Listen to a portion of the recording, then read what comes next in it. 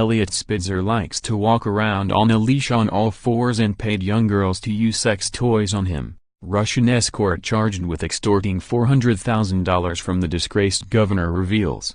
Former New York Governor Eliot Spitzer enjoyed paying young girls to insert sex toys into his anal cavity and walk him around on all fours with a leash, explosive court papers reveal. The $5,000 night Russian prostitute Svetlana Travis Zakharova, 27, who recently took a plea deal after extorting Spitzer for $400,000, filed the court papers in an attempt to overturn a gag order, the New York Post reported.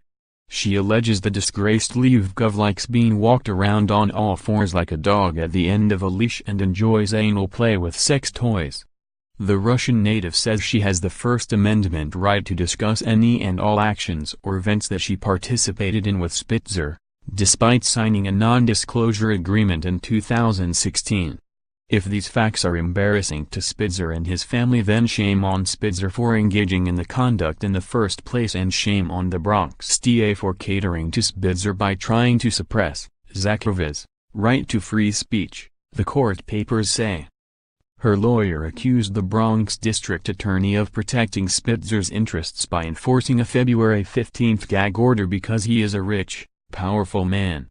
The papers also contain photographs showing a variety of sex toys, including a leather leash, seized from Zakharova's possession during a bloody incident with Spitzer. Zakharova claimed that Spitzer had assaulted and choked her during a heated fight in a $1,000 suite at the Plaza Hotel in February 2016 after she revealed plans to return to Moscow. She alleges that he called her a Russian whore and said, "What am I paying you for?" when she refused to have sex with him. The escort and model then went back to her native Russia, hindering the police investigation into the alleged attack. She was arrested after returning to New York. Spitzer, who resigned as governor in 2008 after he was accused of wiring more than $10,000 to an elite escort service, had admitted to a relationship with Travis in a lawsuit he filed last year. The suit said Spitzer had paid money to stop Zakharova from making their trysts public, and that her claims of assault were made against him in revenge for him cutting ties with her. Spitzer's representatives told in September that he had withdrawn the claims, without prejudice and without costs to either party as against the other. But the closure of that civil suit apparently meant little to the NIPT, which picked up Travis and hit her with the charges. Spitzer's suit claimed that Travis had demanded a meeting with him on February 13, 2016. During a stopover while traveling from her home in California to Russia. It said that she became enraged when he told her that he did not wish to maintain any relationship with her, that he did not intend to give her more property, and that he intended to end all contact. The one-time sheriff of Wall Street was even considered presidential material, and became 57th governor of New York in 2007.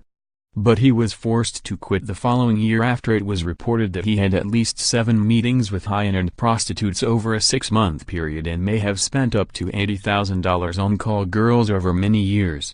I grew up in central Russia. When I was little, I wanted to be a tour guide and see the world. Then a tour bus came through our town and it was small and stinky with no air conditioning. The tour guide had frizzy hair and sweat stains under her arms. I thought tour guides in the United States probably had it better. I had the phone number of a Russian woman who had said she would host me. When I arrived at JFK, she told me to take the train to Brighton Beach, Brooklyn. I knew about it because in Russian movies it's a place where you can buy smoked salmon and caviar and nice clothes, and where only people who really achieve can go.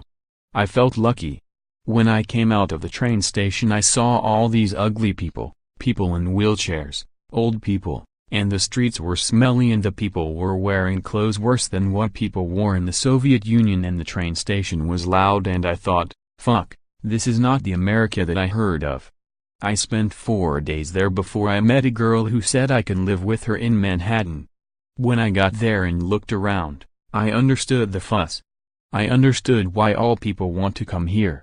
Infamous as Client 9 of the Emperor's Club VIP callgirl ring, he resigned at a public press conference along with his wife Silda, who chose to stand by him.